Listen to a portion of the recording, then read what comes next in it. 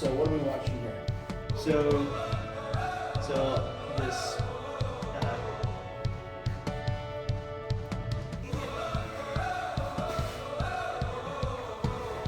Why are you laughing? I had this customer. All right. Found me on Google. So they got in touch and they had a special celebration going on. So it's the 100th anniversary of this lumber business in Atlanta, and it's for Lummus Supply is the name of the company. And I think they said they're in their 5th generation. It's a family-owned business in the 5th generation. Wow. And so it's just getting passed down from generation to generation.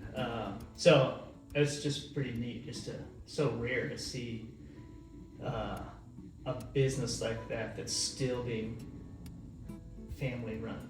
So, well, let's go ahead and see the process here. Yeah, so that's what I'm interested in. I love the family story, so the motivation is already really neat. You want to do something really special for them. And now I want to see, what's your concept? You're looking at this giant chunk of white pine. That's what we discovered. Now, white pine is great because it holds detail well and it grows really thick. So for large wood carvings, I like working with white pine. So this is the concept, is to do a soaring eagle at an angle, brushing by some rocks for the base. So I had to go ahead and you can see how I blocked it out there, how I'm envisioning how it's going to fit in the log. So you can just see that. You're just roughing that out with the chainsaw at this point. Yes, and when I'm doing that, I'm paying attention to where the knots are. Walking around the thing to make sure there's no knots in the face for sure, and then also is what parts of the wings or the tail are gonna have blemishes in it. So because if you look here, I didn't even think of that when I was scrubbing through the footage. There's no knots, or maybe there's just that one little one on the top there, but it's not structural. Yeah. So I lucked out with this one. It was the knots, because you don't know until you get into it. You really don't know where the knots are going to land. So you just hope for the best, and this one worked out really nice. So here I am drawing the profile of the face on, and then I'm just carving away. So the idea is rough it out, and I use a sketch. I use a frontal view and a side view, and I grid it out. So the first process is math. I'm just measuring right off the scale, right off the sketch to scale, and cutting those pieces out first. That's how I keep it in proportion.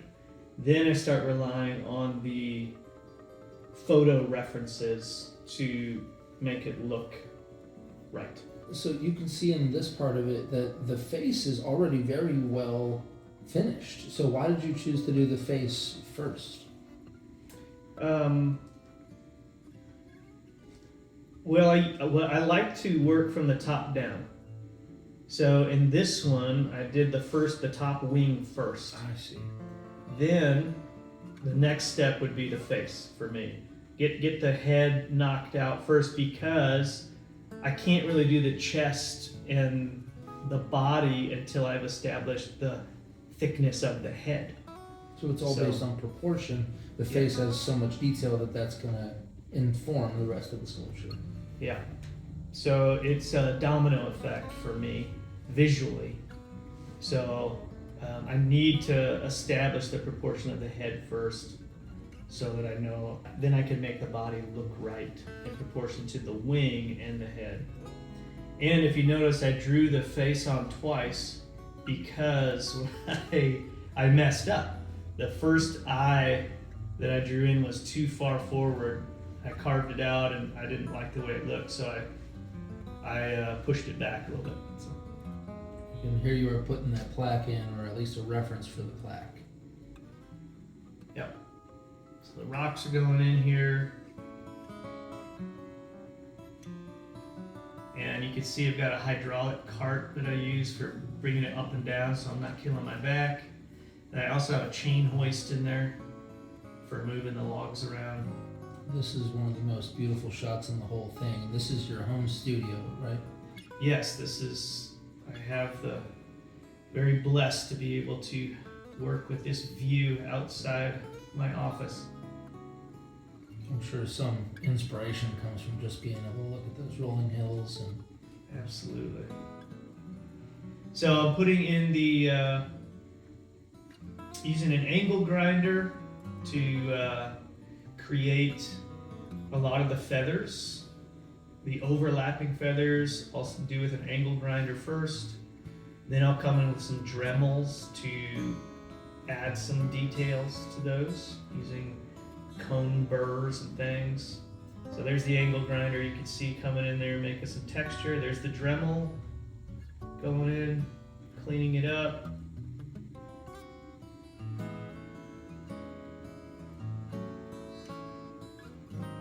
And using what's called a mini grinder, which is basically a mini skill saw, a 2-inch skill saw for doing the feather pattern on the body.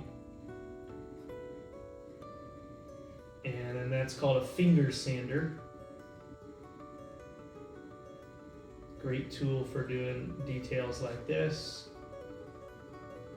Now I'm getting close to the end. I'm getting excited.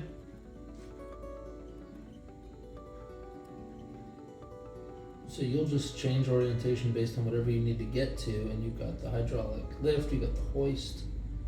Sometimes it just ends up on its side. I was shocked that this didn't snap right through.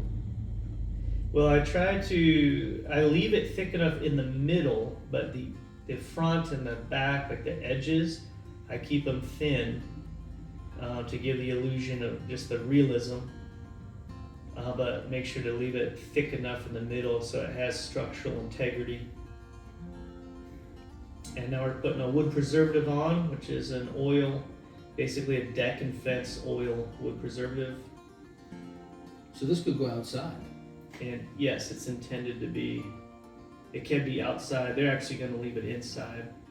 And so here's some different views of the finished piece. And the expression on the eagle's face is almost one of just like sublime joy and purpose. It's got almost a human-like quality to it.